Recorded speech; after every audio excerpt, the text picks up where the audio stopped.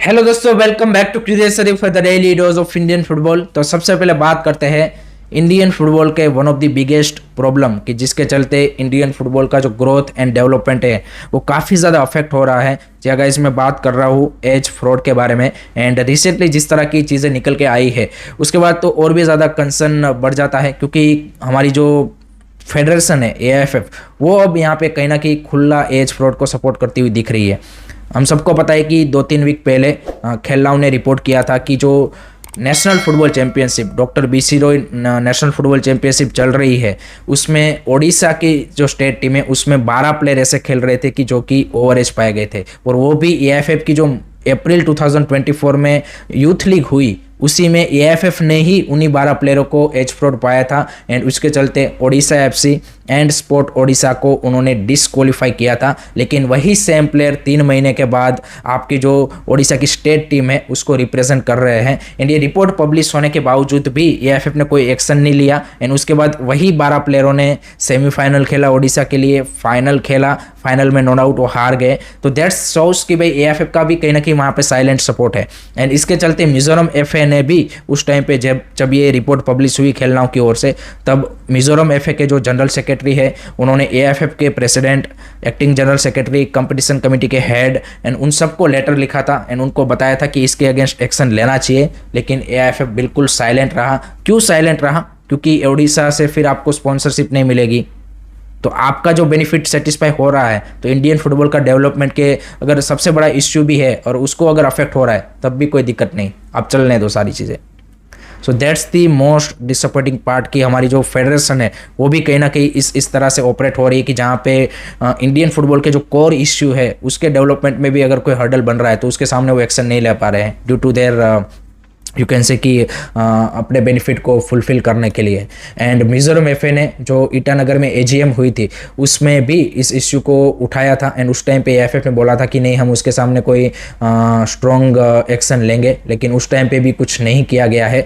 So that's the most disappointing part. हमने recently देखा है कि जो आई लीग क्लब भी बढ़ चढ़ के बोल रहे थे, उनको भी 2-3 डिमांडें पूरी कर दी तो वो भी साइलेंट हो गए। तो this is our Indian football ecosystem at the moment running on guys, कि भाई आपकी जैसे ही आप कोई वॉइस उठाएंगे और आपकी अगर क्या बोलते हैं कि बाकी चीज़ें सेटिस्फाई कर दी जाए तो भी जो रियल इशू है उससे कोई यहाँ पे लेना देना नहीं है। And that's how system at the moment operating. And as fraud से जो इंडियन फुटबॉल का नुकसान हो रहा है आप उसको इमेजिन भी नहीं कर सकते। टू बी ऑनेस्ट गाइस, इसको इमेजिन भी नहीं कर सकते, क्योंकि मैं आपको एग्जांपल देता हूँ जो नेक्स्ट में बात करने वाला हूँ इंडिया अंडर-20 के बारे में। क्योंकि इंडिया अंडर-17, इंडिया अंडर-20 जब भी खेलती है तब फैंस बोलते हैं कि हाँ भाई ये प्लेयर बढ़िया है, इसमें काफ़ी ज़्यादा टैलेंट है, प्रॉमिसिंग है, ये आगे जाके ISL में अच्छा कर सकता है, ये बाहर जाके खेल सकता है, ये नेशनल टीम में अच्छा कर सकता है। बट जैसे ही वो प्लेयर ISL में आता है तब फॉरेनर के सामने स्ट्रगल करता है। जैसे ही वो नेशनल टीम में आता है यहाँ पे एशियन लेवल पे स्ट्रगल करता है अगेंस्ट दी बाकी कंट्री के सामने। ऐसा क्यों है? क्योंकि जब वो अंडर-17 पे खेलता है तब उसकी रियल एज अंडर-17 नहीं होती, वो 18, 19, 20 साल का होता है। तो अंडर-20 में खेलता है तब 21, 22, 23 साल का होता है, और अंडर-23 में खेलता है तब उससे ज़्यादा ही होता है। तो भाई आप जब वहाँ पे ही चीटिंग कर रहे हो तो आपका फिर डेवलपमेंट कैसे होने वाला है?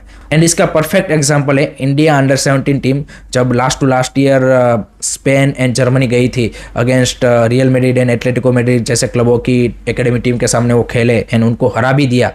तब यहाँ पे फैंस उसको बढ़ चढ़ के बोल रहे थे, बट इतना बेहतरीन खेलने के बाद क्यों वहाँ के कोई भी कोच एकेडमी ने उनको, हमारे जो अंडर-17 के प्लेयर थे इतने ही टैलेंटेड थे कि भाई उनकी एकेडमी के प्लेयरों को हरा रहे हैं, देन किसी को भी क्यों ट्रायल पे नहीं बुलाया? क्योंकि उन्हीं के कोचेस का ये कहना है कि दिस प्लेयर आर नॉट अंडर-17 प्लेयर्स।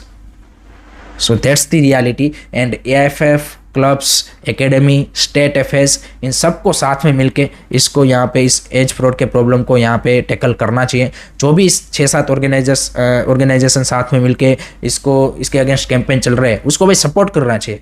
जबकि आप तो भाई बिल्कुल उल्टा कर रहे हो कि जो एज फ्रॉड कर रहा है उसको सपोर्ट कर रहे हो। So I think that is one of the biggest issue. And जब तक ये सॉल्व नहीं होता आपको ज़्यादा ग्रोथ इंडियन फुटबॉल में ऑनेस्टली देखने को नहीं मिलेगी। लेट मी नो गाइस, आपका क्या ओपिनियन है, कमेंट सेक्शन में जरूर बताइएगा। नेक्स्ट अब बात कर लेते हैं इंडिया अंडर 20 के परफॉर्मेंस के बारे में, जो कि कल उन्होंने साफ अंडर 20 चैंपियनशिप में मालदीव्स के सामने दिखाई। वैसे बात करने जैसा कुछ है नहीं, क्योंकि अगेन डिसअपॉइंटिंग परफॉर्मेंस 1-0 से 94th मिनट पे किपगेन ने फिर से हमारा यहाँ पे जो ह्यूमिलिएशन है उसको बचा लिया, अदरवाइज आप ड्रॉ करते। एंड मालदीव्स, भूटान जैसी टीमों के सामने आप 1-0 से जीत रहे हो, मर के जीत रहे हो। किपगेन की जिसका बेहतरीन नेक्स्ट जेन कप रहा है, प्रीमियर लीग क्लबों के सामने बेहतरीन परफॉर्मेंस दी है, उनको भी आपके कोच दोनों ही मैच में स्टार्ट नहीं करवा रहे हैं। सो कोच की अपॉइंटमेंट भी वन ऑफ द बिगेस्ट यहाँ पे क्या बोलते हैं कि क्वेश्चन है कि किस तरह से इनकी अपॉइंटमेंट की गई। और खबर ये आ रही है कि भाई कल्याण चौबे खुद थे जो अपॉइंटमेंट करने में, तो फिर भाई आपने टेक्निकल कमेटी को क्यों रखा है जब आपने उनको कोई अपॉइंटमेंट करने ही नहीं देनी है, आपने ही सारी अपॉइंटमेंट करनी है। और इस तरह की mediocre appointment, favouritism and farmer coaches की बेरोजगार योजना जो चला रखी है आपने, तो इससे भाई इंडियन फुटबॉल का कुछ भला नहीं होने वाला। सिंपल सी बात है, पैथेटिक टैक्टिक्स, प्लेयरों की भी क्वालिटी आप देखिए कि जो डिजर्विंग प्लेयर है मे बी वो सिलेक्ट भी नहीं हुए हैं यहाँ पे, तो ये भी एक सिनारियो है। So overall a very disappointing performance again yesterday. And no doubt हम सेमीफाइनल में पहुंच गए हैं, जहाँ पे हमें बांग्लादेश की अंडर 20 टीम के सामने खेलना है। बट इससे ज़्यादा उम्मीद मत रखिएगा इस। एंड एशियन कप क्वालिफायर्स में भी आई डोंट नो कि किस तरह की अब ये टीम खेलेगी। But really disappointed with coach and the जिस तरह की परफॉर्मेंस हमारी टीम से देखने को मिली। लेट मी नो गाइस, आपके क्या ओपिनियन है इसके बारे में, कमेंट सेक्शन में ज़रूर बताइएगा। नेक्स्ट बात करते हैं, राजस्थान यूनाइटेड ने भाई यहाँ पे एक बेहतरीन साइनिंग की है फॉर नेक्स्ट सीजन। साइडो बेरहिनो को उन्होंने साइन कर लिया है, 31 year old Burundi striker. And Premier League में भाई 133 मैचेस उन्होंने खेले हैं एंड एक अच्छा खासा एक्सपीरियंस है। लास्ट वो यहाँ पे साइप्रस की लीग में खेल रहे थे, तो उनकी साइनिंग उन्होंने डन कर ली है। तो आई लीग में भी आप देखिए कि भाई ज़बरदस्त साइनिंग हो रही है। स्निधि डक्कन ने भी क्वालिटी फॉरनर्स को साइन किया है, जहाँ पे ए लीग से उन्होंने प्लेयर को लाया है। हम सबको पता है इंटर काशी भी ज़बरदस्त साइनिंग कर रही है, जोनी काको जैसे प्लेयरों को ला रही है। अब राजस्थान यूनाइटेड भी यहाँ पे बेहतरीन साइनिंग करती हुई दिख रही है। सो आई लीग भी इस बार धमाकेदार होने वाला है। एंड राजस्थान यूनाइटेड इस साल अपने जो होम मैचेस है वो मोस्ट प्रोबेबली जयपुर का जो विद्याधर नगर स्टेडियम है उसमें खेलेगी, क्योंकि वो रिनोवेट हो चुका है। सो लेट होप सो आई लीग भी इस बार काफ़ी ज़्यादा कम्पिटेटिव हो एंड मज़ा आने वाला है। एंड आई लीग के ब्रॉडकास्टिंग की अगर बात करें तो वहाँ पे भी रांची ग्रुप से बातचीत चल रही है, ऐसी खबरें आ रही है। लेट्स सी कौन कब फाइनलाइज होता है, वो देखना काफ़ी इंटरेस्टिंग रहेगा। उसके बाद बात करते हैं सुपर लीग केरला के बारे में। तो उनके जो सीईओ है जोसेफ मैथ्यू, उन्होंने रिसेंटली एक इंटरव्यू में बोला है कि वीआर हम यहाँ पे सुपर लीग केरला में सेकंड सीजन से लाएंगे। इस सीज़न ही हमारा प्लान था, लेकिन टाइम का उतना ज़्यादा यहाँ पे क्या बोलते कि काफ़ी ज़्यादा हेक्टिक था शेड्यूल, तो उसके चलते वो पॉसिबल नहीं हो पाया। लेकिन सेकंड सीजन से सुपर लीग केरला के यहाँ पे वीआर भी आपको देखने को मिल जाएगा। तो सुपर लीग केरला जिस तरह से पूरा प्लानिंग चल रहा है उसमें तो दिख रहा है कि काफ़ी ग्रैंड मैनर में हो रहा है। लेट्स सी कितना सक्सेसफुल हो पाता है, वो देखना काफ़ी इंटरेस्टिंग होगा। नेक्स्ट बात करते हैं दुरांत कप के बारे में। तो वहाँ पे भाई कल दो धमाकेदार हमें क्वार्टर फाइनल देखने को मिले। पहले क्वार्टर फाइनल में भाई मोहन बगान सुपर जायंट ने पंजाब एफसी को पेनल्टीज में 6-5 से हराया। लेकिन जो 90 मिनट मैच चला है पूरा रोलर कोस्टर मैच था। जिस तरह से पहले पंजाब एफसी ने लीड ली, देन मोहन बगान ने बैक टू बैक 2 गोल मार के 2-1 की बढ़ोतरी बनाई। देन अगेन पंजाब एफसी ने 2 गोल मारे, 3-2 हुआ। एंड देन लास्ट में मोहन बगान का इक्वलाइजर आया, देन पेनल्टी शूट आउट। वहाँ पे भी जैसन क्यूमिंग्स ने पहला पेनल्टी मिस किया था, उसके चलते एडवांटेज था पंजाब एफसी के सामने, बट उनका भी 5th पेनल्टी इवान ने मिस किया। देन भाई वहीं से मोहन बगान ने फिर गेम अपने हाथ में ले लिया एंड 6-5 से उन्होंने विक्ट्री हासिल की। बट पंजाब एफसी की भाई जो जिस तरह की टीम इस बार दिख रही है, आई थिंक डेफिनेटली वो यहाँ पे आईएसएल में और ज़्यादा चैलेंजिंग मेरे को लगता है कि बाकी क्लबों के लिए होने वाला है। पर्टिकुलरली जिस तरह के फॉरेनर्स वो लेके आए हैं, पर्टिकुलरली अगर आप देखिए फिलिप मेजेक एंड विडाल की जो साइनिंग है वो काफ़ी इंप्रेसिव दिख रही है। विडाल अगेन जिस तरह से लास्ट ईयर वो मेहदी तलाल को लेके आए थे, उसी तरह की कहीं ना कहीं कैटेगरी में साइनिंग दिख रही है। एंड जिस तरह का परफॉर्मेंस उन्होंने कल दिया है, ज़बरदस्त परफॉर्मेंस दिया है। मोहन बगान की बात करें तो कुछ पॉजिटिव उनके ये है कि फ्रंट लाइन में धीरे धीरे उनका जो एडजस्टमेंट है या फिर सेटलमेंट है वो होता हुआ दिख रहा है वहाँ पे कहीं ना कहीं। बट बैक लाइन को यहाँ पे अपने आप को इम्प्रूवमेंट करने की ज़रूरत है अगर वो ACL 2 में कम्पीट करना चाहते हैं तो, क्योंकि बैक लाइन काफ़ी ज़्यादा शेकी दिखी कल एंड इसके चलते 3 गोल भी आप देखिए उन्होंने कंसीड किए। तो देखते हैं कि किस तरह से सेमीफाइनल में उनकी परफॉर्मेंस रहती है एंड आगे किस तरह से और ज़्यादा डिफेंसिवली स्ट्रॉन्ग हमें परफॉर्मेंस देखने को मिलती है मोहन बगान के लिए। बट पंजाब एफसी के लिए हार्ड लक बोलेंगे। लेट्स सी उनका भी आईएसएल का कैंपेन कैसा रहता है।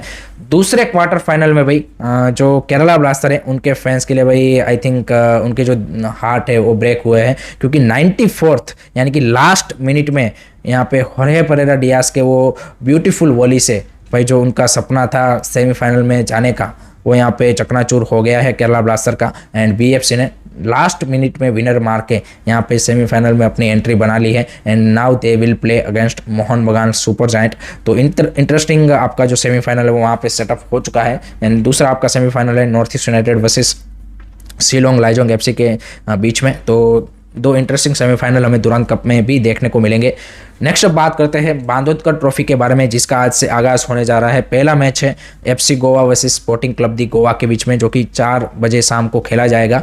एंड इसको आप स्पोर्टकास्ट इंडिया एंड फीफा प्लस की जो एप्लीकेशन है उसके ऊपर देख पाएंगे। दूसरा मैच है शाम 7 बजे Dempo SC versus Brisbane roar. तो इंटरेस्टिंग होने वाला है बांदोदकर ट्रॉफी, क्योंकि 2 फॉरेन क्लब आ रहे हैं, आपके आईएसएल के भी 3 क्लब खेल रहे हैं, आई लीग के क्लब है। सो आई थिंक एक इंटरेस्टिंग टूर्नामेंट रहने वाला है। एंड आई थिंक इस तरह के और ज़्यादा टूर्नामेंट होने चाहिए प्री सीजन के तौर पे। तो आई थिंक और ज़्यादा इंटरेस्टिंग आपके जो एंड बेटर यहाँ पे आपकी जो क्लब है उनको प्री सीजन में प्रिपरेशन करने का टाइम मिलेगा। लेट मी नो गाइस, आप कितने एक्साइटेड हो बांदोदकर ट्रॉफी के लिए, कमेंट सेक्शन में ज़रूर बताइएगा।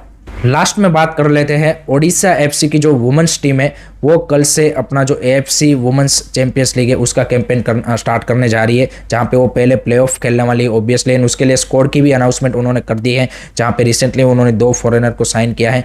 Due to the hectic schedule and थोड़ा सा ही आपको टाइम मिला है टीम को रेडी करने के लिए, तो उसके चलते ओडिशा एफसी अभी तक 2 ही फॉरेनर साइन की है। आगे आने वाले टाइम में और ज़्यादा फॉरेनर साइन करेगी, बट प्लेऑफ में उनको 2 मैचेस खेलने हैं अगेंस्ट सिंगापुर का जो क्लब है उनके सामने, एंड एक जॉर्डन का क्लब है एतिहाद क्लब उनके सामने। सो आई थिंक अगर ये दोनों मैचेस को निकाल लेते हैं या फिर इस ग्रुप को टॉप पे फिनिश करते हैं, then they will play into the group stage of FC women's champions league. तो लेट होप सो वहाँ पे क्वालिफाई कर जाए, ज़्यादा दिक्कत आनी नहीं चाहिए। एक अच्छी टीम है, स्ट्रॉन्ग टीम है, इंडिया के भी अच्छे प्लेयर है, प्यारी जाका एंड वो सब, लिंडा कॉम वो सब यहाँ पे उनके लिए खेल रहे हैं। सो देखते हैं कल से कैसी उनकी performance AFC women's champions league में रहती है, वो देखना भी काफ़ी इंटरेस्टिंग होगा। So that's it from my side guys regarding today's Indian football news. I hope कि आपको वीडियो पसंद आया होगा। Keep supporting Indian football, don't forget to like share and subscribe curious study. जय हिंद, जय भारत।